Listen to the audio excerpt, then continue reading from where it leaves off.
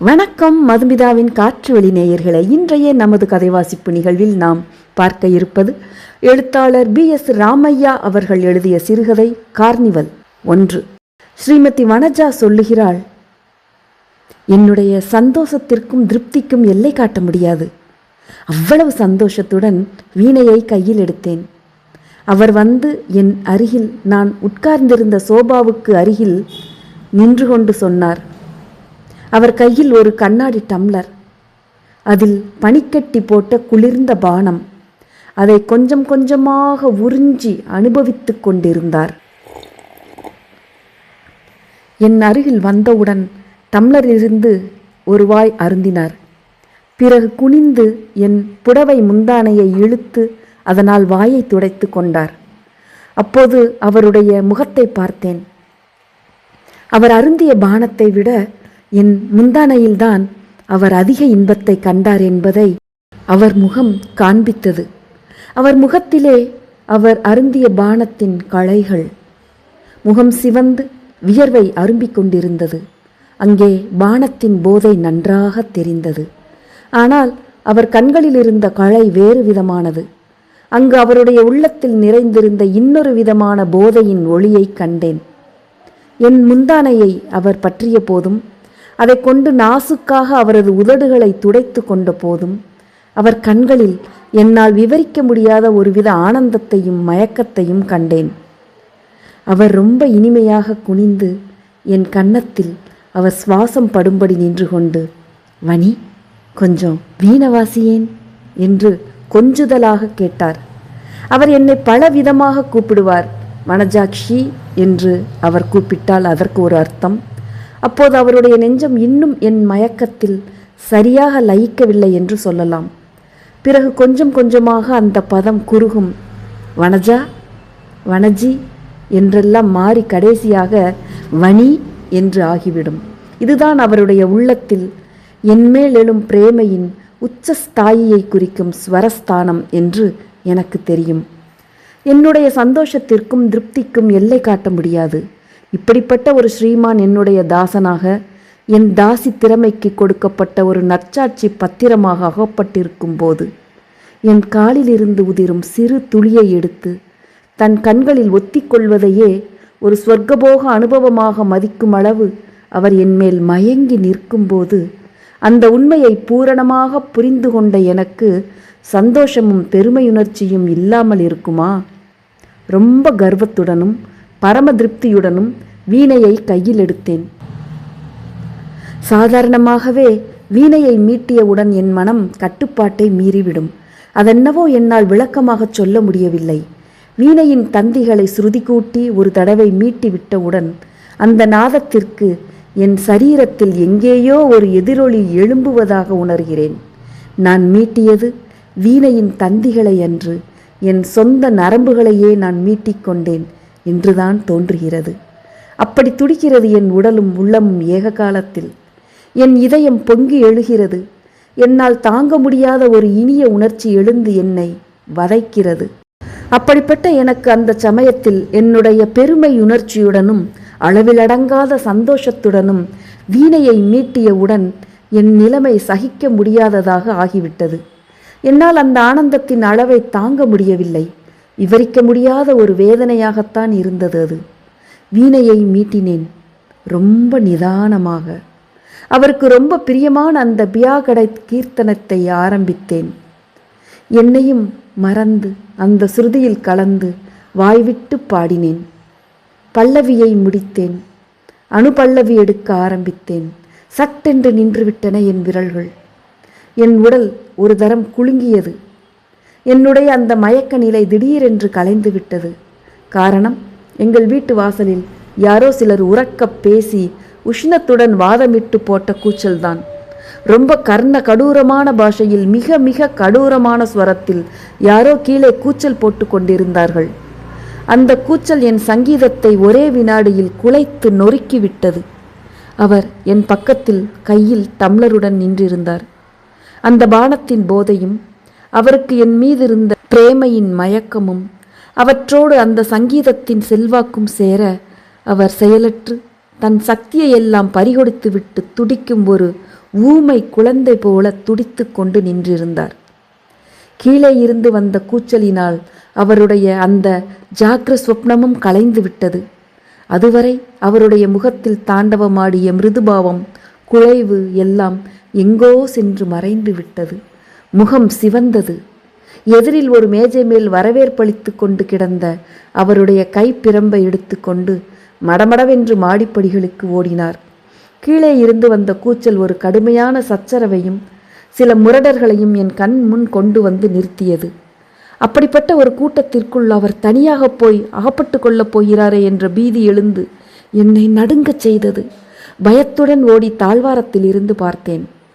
அவர் ஒரு மான் கூட்டத்தில் புகுந்த புலி போல பாய்ந்து கையில் இருந்த பிரம்பை சுழற்றி சுழற்றி வீசினார். தடிப்பயல்களா, என்னடா கூச்சலிங்க? ஓடிப்போங்க நாய்களா! மரியாதையுடன் போகிறீர்களா? போலீஸ்காரனை கூப்பிடட்டுமா என்று சீறிக்கொண்டே வலசாரி இடசாரியாக பிரம்பை உபயோகித்தார். என்ன ஆச்சரியம்! கீழே இருந்தவர்கள் 4-5 தடியர்கள். ஒவ்வொருவனும் தனியாக நின்றால் அவரைப் போல 10 பேர்களை அடித்து தூளாக்கி விடுவான். இருந்தும் அந்த 5 பேர்களும் சேர்ந்து கூட அவரை எதிர்க்க துணியவில்லை. அவர் பாட்டில் பளீர் பளீர் என்று பிரம்பினால் அவர்களை அடித்து துரத்தினார். அவர்கள், இல்லை சாமி, இதோ போயிடுறோம் சாமி, பாருங்க சாமி, நாளெல்லாம் உழைச்ச கூலியை வாங்கிக்கிட்டு அவன் கொடுக்க மாட்டேங்கிறான் சாமி, ஆளுக்கு கொஞ்சம் கல்லை வாங்கி ஊற்றி போட்டு போங்கடாங்கிறான் எசமா என்று ஆளுக்கொரு வாக்கியமாக கூவிக்கொண்டு அங்கிருந்து கலைந்து ஓட முயன்றார்கள். என் மனம் சிந்திக்க முயன்றது. இவருக்கு இவ்வளவு தைரியத்தையும் அவர்களிடத்தில் அவ்வளவு பயத்தையும் எழுப்புவதற்கு காரணம் எது? அவர்கள் எல்லாரும் கோழைகளா? பார்த்தால் அப்படி தோன்றவில்லையே. பின் ஏன் பயப்பட்டார்கள்? எங்கள் வீட்டு வாசலில் நின்று அப்படி கூச்சல் போட்டு அமைதிக்கு பங்கம் விளைவித்த குற்றத்தை அவர்கள் உணர்ந்து கொண்டு அதனால் அப்படி பயப்பட்டார்களா? அல்லது இவர்தான் தன் வீட்டு வாசலில் வந்து பிறர் தொல்லை கொடுத்தால் அதை தடுக்க தனக்குள்ள உரிமையை உணர்ந்து அந்த பலத்தின் நினைவோடு அவர்களை அப்படி விரட்ட துணிந்தாரா? எனக்கு விளங்கவில்லை. வெற்றி பிரதாபத்துடன் அவர் மாடிக்கு வந்து சேர்ந்தார்.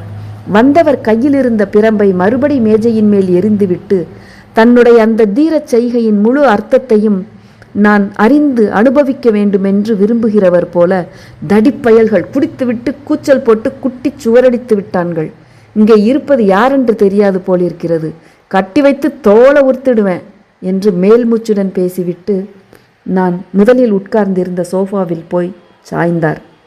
நான் பேசவில்லை. அவசரமாக கண்ணாடி டம்ளரில் பானத்தை ஊற்றி அதில் ஒரு ஐஸ் துண்டை அலம்பி போட்டேன். மௌனமாக எடுத்து கொண்டு போய் அவர் முன் நீட்டினேன்.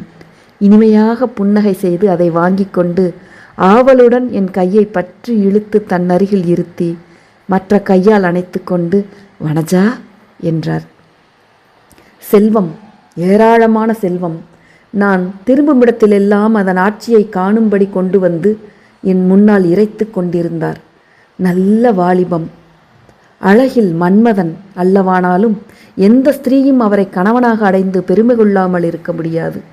அப்படிப்பட்ட வடிவம், நல்ல அந்தஸ்து, ஊரில் வீட்டு மைனர். இவ்வளவுடன் அப்போதுதான் அவருடைய தைரியத்திற்கும் பலத்திற்கும் ஒரு மாதிரி பார்த்தேன். இதை காட்டிலும் அதிகமாக ஒரு பெண் என்ன எதிர்பார்க்க முடியும்? அதிலும் என் போன்ற ஒரு தாசி. அவர் என் மணாளனாக வந்து வாய்த்தது என் சொந்த பாக்கியத்தினால் அல்ல, என் முன்னோர் யாரோ செய்து வைத்த புண்ணியத்தின் பலன்தான் என்று நான் நம்பினேன். அவருடைய அணைப்பில் என் வேசி குணம் முழுவதையும் மறந்து கேவலம் ஒரு சாதாரண மனித பெண்ணாக சோர்ந்து கிடந்தேன். கையில் இருந்த பானத்தை அவர் ஒரே மடக்கில் குடித்துவிட்டு டம்ளரை கீழே உருட்டிவிட்டார். இப்போது அவர் என் முந்தானையை தொடவில்லை. தன் சட்டை பையில் இருந்த கைக்குட்டையை எடுத்து வாயை துடைத்து கொண்டார். திடீரென்று நினைத்து கொண்டவர் போல என் பக்கம் திரும்பி, வனஜா வா, கார்னிவல் ஷோவுக்கு போய் வருவோம். அந்த தடியர்களால் மனசு என்னவோ போல் ஆகிவிட்டது.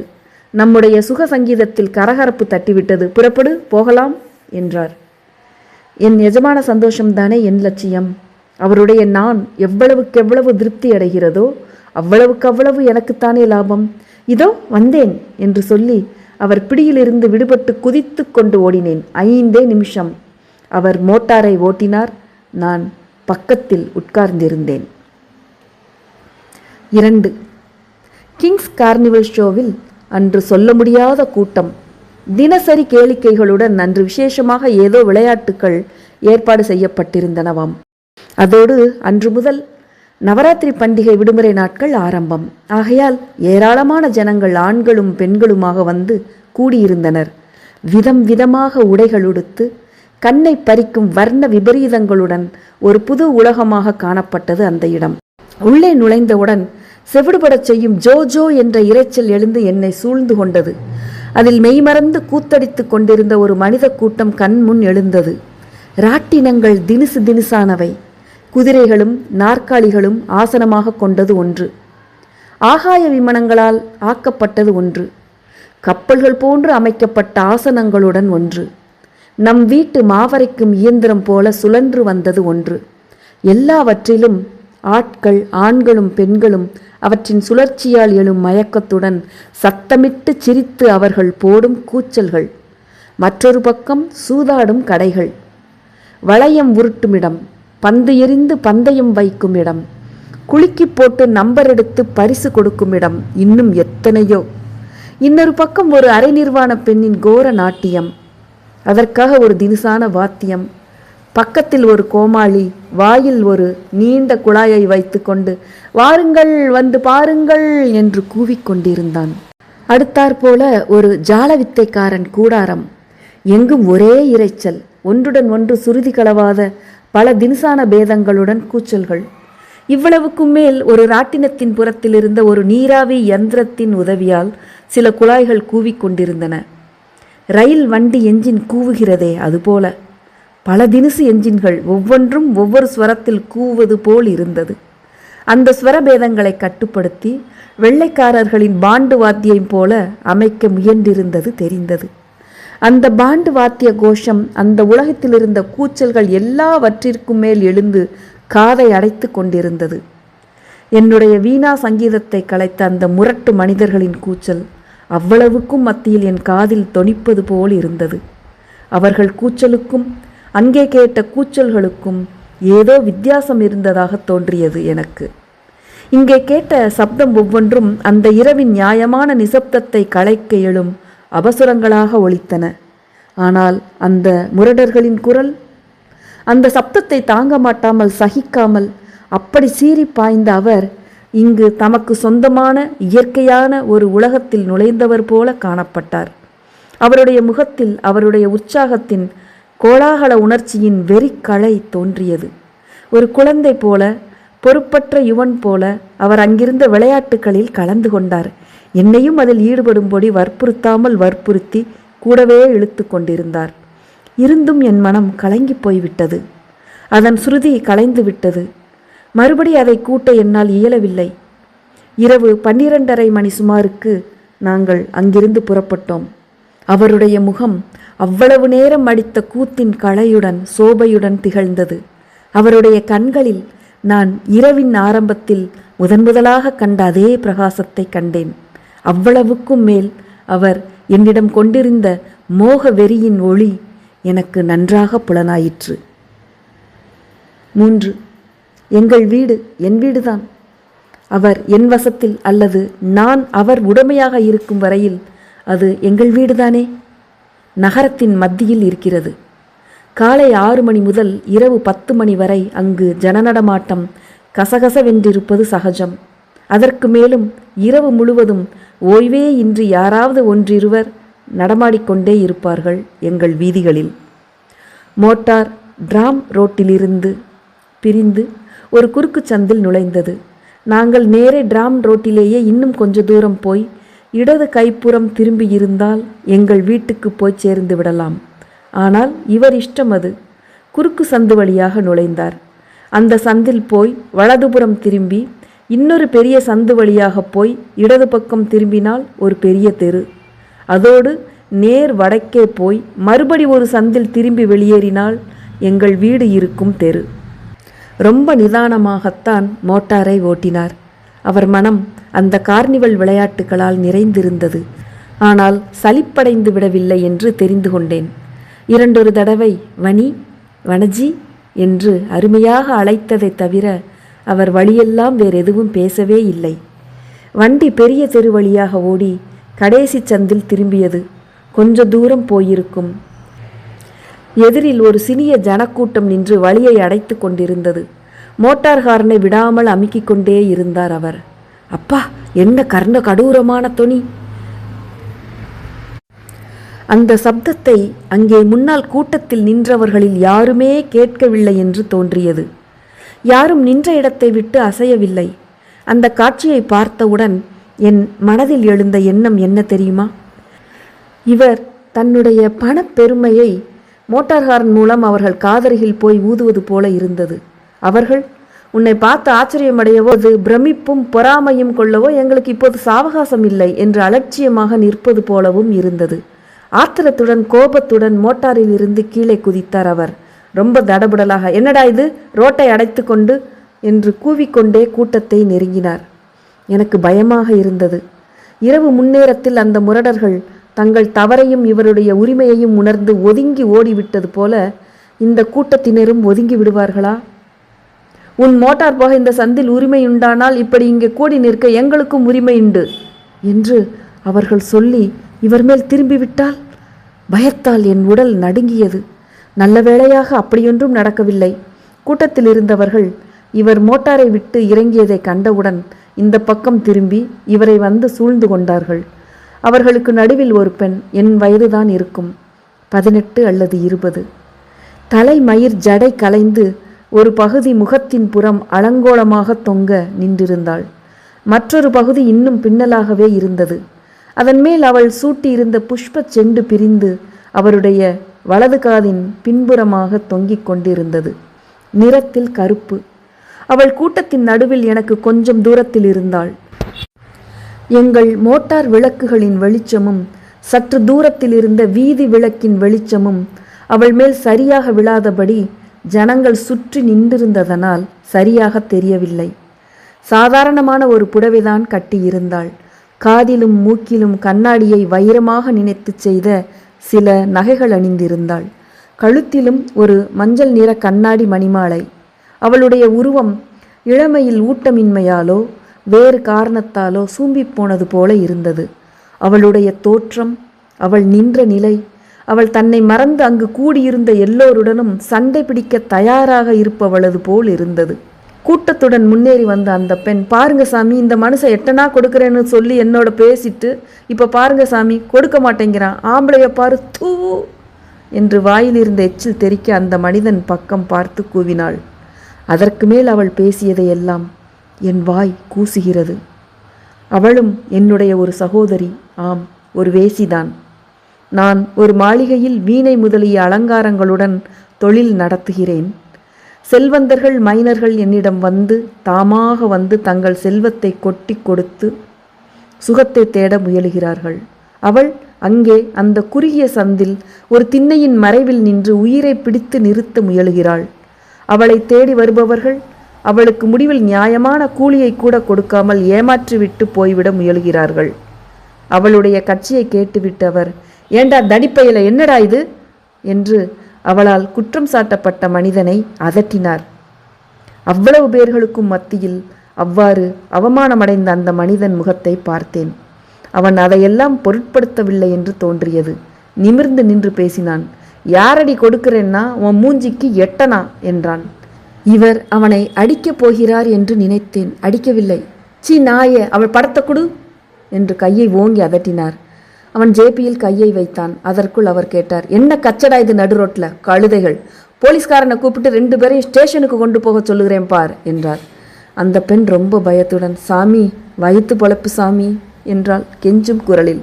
உடனே அவர் அந்த மனிதனை பார்த்து நையாண்டியாக, ஏண்டா அவதான் வயிற்று பொழப்புக்கு இங்கே நிற்கிறா, நீ ஏண்டா வந்த என்று சொல்லிவிட்டு தனது புத்திசாலித்தனமான அந்த கேள்வியை கூட்டத்தில் இருந்த மற்றவர்கள் எப்படி ரசித்தார்கள் என்று ஆராய்வது போல சுற்றி பார்த்தார். அதை கேட்டு கூட்டத்தில் இருந்த மற்ற யாவரும் கொல்லென்று சிரித்தார்கள். என் உடல் குன்றியது. அதற்குள் கூட்டத்தின் மறுகோடியில் இருந்து ஒரு குரல் கேட்டது, போலீஸ் என்ற வார்த்தை. அவ்வளவுதான். அந்த பெண்ணினால் குற்றம் சாட்டப்பட்ட மனிதன் ஜேபியிலிருந்து ஒரு நாணயத்தை எடுத்து அவளிடம் எரிந்துவிட்டு அங்கிருந்து நழுவி விட்டான். அந்த பெண்ணும் அவசரமாக அதை பொறுக்கி கொண்டு அங்கிருந்து நழுவினாள். கூட்டத்தில் இருந்த மற்றவர்களும் அவசரமில்லாமலே கலைந்து பிரிந்தார்கள். அவர் வெற்றியின் அறிகுறியுடன் மோட்டாருக்கு திரும்பினார். மோட்டாரில் உட்கார்ந்து கொண்டு புறப்பட போகும் சமயத்தில் எதிரிலிருந்து வந்த 2 போலீஸ்காரர்கள் மரியாதையுடன் பக்கத்தில் வந்து நின்று கொண்டு, "என்ன சார் அது?" என்று கேட்டார்கள். அவர், "என்னவோ சோதா பயல்கள் தகராறு. இந்த விபச்சாரி நாய்களையெல்லாம் பிடித்து புளியம் விளாரினால் அடித்து ஊரை விட்டு துரத்த வேண்டும்" என்று பொதுப்படையாக சொல்லிவிட்டு மோட்டாரை விட்டார். 4 மணி 2 அடிக்கப் போகிறது. அவர் இன்னும் உறங்கவில்லை. வீட்டிற்கு வந்தவுடன் அவர் மறுபடி தனது பானத்தை தொடங்கிவிட்டார். "எங்கே வணி, வீணை எடுத்து அந்த கீர்த்தனத்தை பூராவாக பாடு. சைத்தான்கள், மனசு என்னவோ போல ஆகிவிட்டது" என்றார். அவர் என் எஜமானர் அல்லவா? நான் தாசிதானே. என்னுடைய உணர்ச்சிகள் எதுவானால் என்ன? என்னுடைய இன்ப துன்பங்களின் வித்தியாசம் அவருக்கு தெரியாமல் இருப்பதுதானே என் தொழில். முகத்தில் புன்னகையை வரவழைத்து கொண்டு வீணையை எடுத்து சுருதி கூட்டினேன். இப்போது வீணையின் அந்த இனிய ஒளி என் உள்ளத்தில் படவில்லை. 2க்கும் இடையில் ஏதோ ஒரு பெரிய பாறை எழுந்து நின்று கொண்டது போல இருந்தது. இயந்திரம் போல விரல்கள் ஸ்வரங்களை அளந்து விட்டன. கிராமபோன் இசைத்தட்டை போல தொண்டை பாடியது. அவ்வளவுதான். எனக்கும் அந்த சங்கீதத்திற்கும் எவ்வித ஒட்டுதலும் ஏற்படவில்லை. மணி 2 அடித்தது. அதுவரை ஒன்றன் பின் ஒன்றாக கீர்த்தனைகளை பாடிக்கொண்டே இருந்தேன். அவர் பானத்தை பருகிக்கொண்டே என்னை நிமிர்ந்து பார்ப்பதும் சங்கீதத்தை அனுபவிப்பதுமாக இருந்தார். என் முகத்தில் அதே புன்னகை மங்காமல் குறையாமல் விளையாடிக்கொண்டே இருந்தது. "அடி ராட்சசி" என்று நானே என்னை சொல்லிக்கொண்டேன். "தூங்கலாமா?" என்றார். திடுக்கிட்டு விழித்தவள் போல, "என் துரை களைத்து போய்விட்டார்" என்று கொஞ்சிக்கொண்டே வீணையை கீழே வைத்தேன். அவரை சயனத்தில் விட்டுவிட்டு ஏதோ ஜோலிகளை கவனிப்பவள் போல அங்கும் இங்கும் போய்க் கொண்டிருந்தேன். கொஞ்ச நேரம் அவர் பக்கம் திரும்பி பார்த்தேன். அரை நாழிகை கழித்து அவர் கண்ணயர்ந்து விட்டார். அதுவரை ரொம்ப சிரமத்துடன் ஒரு சித்திரவதையை அனுபவிப்பவள் போல துடித்து கொண்டிருந்தவள் ஒரு விடுதலை பெருமூச்சு விட்டேன். என் மனம் ஒரு எரிமலையைப் போல கொதித்து கொண்டிருந்தது. என்னால் அந்த துன்பத்தை தாங்க முடியவில்லை. வீட்டிற்குள் இருப்பது மூச்சடைப்பது போல் இருந்தது. கால் மெட்டிகள் சப்தம் செய்து விடாதபடி ஜாக்கிரதையாக நடந்து முன்பக்க தாழ்வாரத்துக்கு போய் நின்றேன். என்னை மீறி கண்கள் ஆகாயத்தின் புறம் திரும்பின. நிர்மலமான வான வீதியில் மினுமினுத்து கொண்டிருந்த நட்சத்திர கூட்டங்களுடன் என் கண்கள் பேசின. என் நெஞ்சம் அவற்றிடம் எதையோ கேட்டு பதிலை எதிர்பார்ப்பது போல தவித்தன. தானாக கீழே வீதி பக்கம் குனிந்து பார்த்தேன். அதோ அந்த மூலையில், தெரு முடியும் இடத்தில், அந்த முனிசிபல் விளக்கினடியில் என் பார்வை சென்று லயித்தது. என் உடல் ஏன் அப்படி குலுங்கியது? அங்கே நான் கண்ட காட்சி என் நாவில் அவ்வளவு கசப்பை ஏன் எழுப்பியது? அங்கே அந்த முனிசிபல் விளக்கடியில் அந்த பெண், ஆம் அதே பெண், வரும் வழியில் அந்த சந்தில் வயிற்று பிழைப்புக்காக நின்றிருந்ததாக சொன்னாலே அந்த பெண் நின்றிருந்தாள். அவளுடைய கூந்தல் சீர்படுத்தப்பட்டிருந்தது. அவளுடைய முகத்தில் புதிதாக அப்பிய பவுடர் தெரிந்தது. அவ்வளவு தூரத்திலும் அவள் அணிந்திருந்த புஷ்ப செண்டு ஒய்யாரம் காட்டியது. நான் முதலில் பார்த்தபோது அவள் தனியாகத்தான் நின்றிருந்தாள். அடுத்த நிமிஷம் யாரோ ஒருவன் அவளிடம் வந்து நின்று பேசினான். அவள் கையை நீட்டினாள். வெள்ளி நாணயங்கள் 2 மோதிய கலீரென்ற சப்தம் என் காதில் விழுந்தது. உள்ளே அவர் தூக்கத்தில் புரண்டபோது விழித்து கொண்டு விட்டார் போல் இருக்கிறது. "வனி" என்று கூப்பிட்டார். "இதோ வந்தேன்" என்று பதில் சொல்லி திரும்பினேன். ஆனால் ஐயோ, அந்த வார்த்தையிலிருந்த அந்த கசப்பு, அவருடைய மோக வெறியின் உச்சஸ்தாயியை காட்டும் ஸ்வரஸ்தானமான அந்த வார்த்தையிலிருந்த அந்த கசப்பை நான் எப்படி வார்த்தைகளால் சொல்ல முடியும்? 20 வருஷமாகியும் அன்று என் நெஞ்சில் நிரம்பிய அந்த கசப்பு இன்னும் மாறவில்லையே. 1936ஆம் ஆண்டு வெளிவந்த கதை மணிக்கொடி இதழ் தொகுப்பு. மீண்டும் இன்னொரு கதை வாசிப்பில் உங்கள் அனைவரையும் சந்திக்கும் வரை அனைவருக்கும் அன்பு வணக்கங்கள் கூறி விடைபெறுவது உங்கள் மதுமிதா. நன்றி, வணக்கம்.